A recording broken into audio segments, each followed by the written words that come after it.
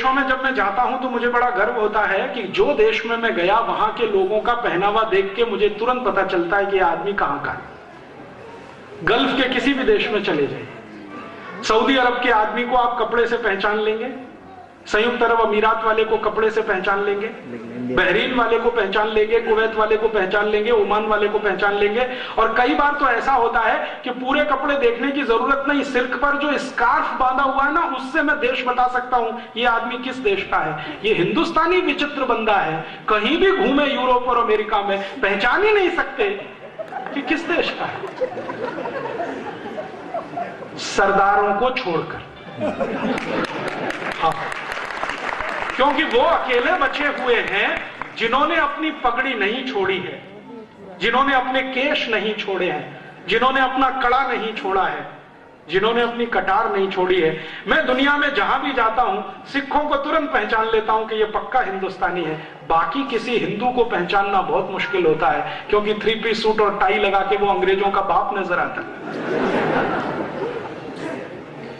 जो कोई हमारे पोशाक से हमें नहीं पहचान सके तो ऐसी इज्जत और ऐसे सम्मान का क्या करें। हमारी भाषा बदल गई, हम अब अंग्रेजी में बात करते हैं, पढ़े लिखे लोग ज्यादा अंग्रेजी में बात करते हैं, विचित्र विचित्र शब्द बोलते रहते हैं, कहते हो Rajiv Dixit she is my missus. मैं पूछता हूं really she is your missus? क्योंकि मिसेस का मतलब नहीं मालूम। मिसेस का मतलब होता है धर्म पत्नी को छोड़कर कोई भी महिला। जी जी, एग्रीड सर, एग्रीड।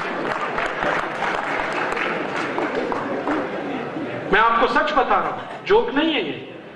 अंग्रेजों की डिक्शनरी में मिसेस का अर्थ होता है धर्म पत्नी को छोड़कर कोई भी ऐसी महिला जिसके साथ आप चाहें तो 1 रात गुजारें, 2 रात गुजारें, माने वैश्या और कॉल गर्ल, वो मिसेस होती है। हम हमारी अच्छी खासी धर्म पत्नी को मिसेस बनाने पे तुले हुए हैं। Oh Rajiv Dixit she is my missus. तो मैं पूछता हूं really she is your missus? Oh my God. और इसका उल्टा है मिस्टर। मिस्टर माने पति को छोड़कर कोई भी पुरुष जिसको आप इस्तेमाल करने के लिए लाए, पैसा देके सवेरे विदा करेंगे, वो मिस्टर। हम अपने धर्म पति को मिस्टर बनाते हैं, धर्म पत्नी को मिसेस बनाते हैं, बिना सोचे समझे अंग्रेजों की नकल करके अपने को अंग्रेजों से बड़ा सिद्ध करने की कोशिश करते हैं। बच्चों को बचपन से बड़ा करते हैं, उनको कविताएं भी सुनाते हैं तो अंग्रेजी में twinkle twinkle little star how I wonder what you are. उन बच्चों को पूछो भैया इसका मतलब क्या है, मालूम नहीं। Twinkle twinkle little star how I wonder what you are, मतलब मालूम नहीं है। रटा रटा के उसको तोता बना दिया, पोपट। कभी कभी कुछ बच्चे आते हैं, rain rain go away come again another day little baby wants to play. फिर मैं उनसे पूछता हूं मतलब मालूम है इसका क्या? रेन रेन गो अवे माने बारिश तुम चली जाओ, कभी भी मत आओ क्योंकि मुझे खेलना है। भगवान ने अगर सुन लिया तो? आप बोल रहे हैं रेन रेन गो अवे, बारिश तुम चली जाओ चली जाओ चली जाओ, कभी भी मत आओ। भगवान ने सुन लिया बारिश आएगी नहीं, भूखे मर जाएंगे आप सब। ऐसी उल्टी उल्टी कविताएं क्यों सिखा रहे हैं? Rain rain go away come again another day. तो आप बोलेंगे जी कौन सी कविताएं सुनाएं? क्या पंजाबी में कोई कविता नहीं है?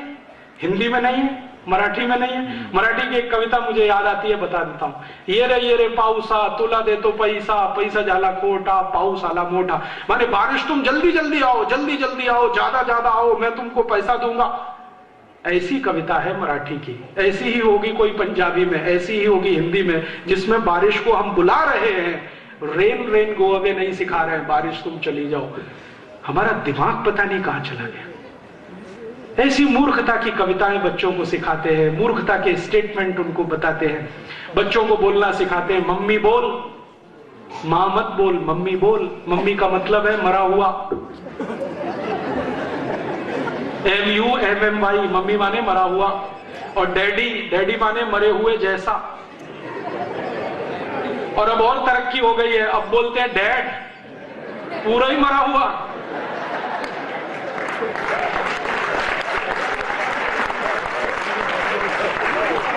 कितना सुंदर शब्द है मां, कितना सुंदर शब्द है पिता। तो माँ पिता माताजी पिताजी सब छोड़कर मम्मी डैडी मॉम डैड मम्मा पता नहीं कहां मम्मा बोलने में गर्व है, अम्मा बोलने में शर्म है। अक्सर मैंने घरों में देखा बच्चों को मम्मा बोलेंगे, कहो अम्मा बोलो, शर्म आती है। मम्मा का ही कोई मतलब नहीं है, ना अंग्रेजी में है, ना फ्रेंच में है, ना जर्मन में है, ना इटालियन में है। दुनिया की किसी भाषा में मम्मा शब्द ही नहीं है। और हमारे घरों के बच्चे मम्मा मम्मा मम्मा मम्मा, और मम्मा भी जवाब देती रहती है, हाँ ठीक है बेटा बोल।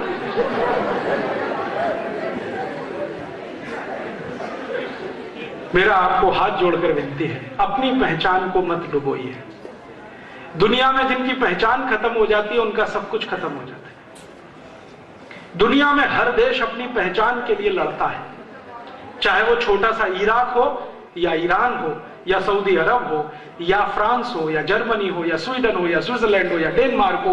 हर देश अपनी पहचान के लिए लड़ रहा है, दूसरे किसी भी देश की गुलामी में जाने को तैयार नहीं है, क्योंकि पहचान खत्म हो जाएगी। हम खुशी से अपनी पहचान लुटवाने पर, खत्म करवाने पर तुल्य हैं। मेरी आपको विनती है कि भगत सिंह जी के शहादत दिवस की पूर्व संध्या पर अपने जीवन में एक संकल्प लें कि हम अपनी पहचान बनाकर रखेंगे, क्योंकि आपकी पहचान चली गई तो फिर आपकी आने वाली पीढ़ी के सामने तो और बड़ा संकट खड़ा हो जाएगा। और जिस लोगों के समाज की पहचान चली जाए, राष्ट्र भी टूट जाएगा, राष्ट्र भी चला जाएगा, बचेगा नहीं इसमें कुछ भी। इसलिए इस अंग्रेजियत में से डूबे हुए आप सब लोग थोड़ा बाहर आइए, अपने जीवन में छोटे छोटे से कुछ संकल्प लाइए और इन संकल्पों की मदद से अपनी पहचान को आगे बढ़ाइए। आप बोलेंगे हम भारत में रहते हैं तो भारत की पहचान है कुछ, वो पहचान कहां है? भारतीय भोजन, भारतीय भाषा, भारतीय भूषा, भारतीय भजन, भारतीय भेषज, ये सब भारत की पहचान है। मेरा कहने का मतलब यह है कि जहां भी संभव हो अपनी पहचान मत खोइए। भारतीय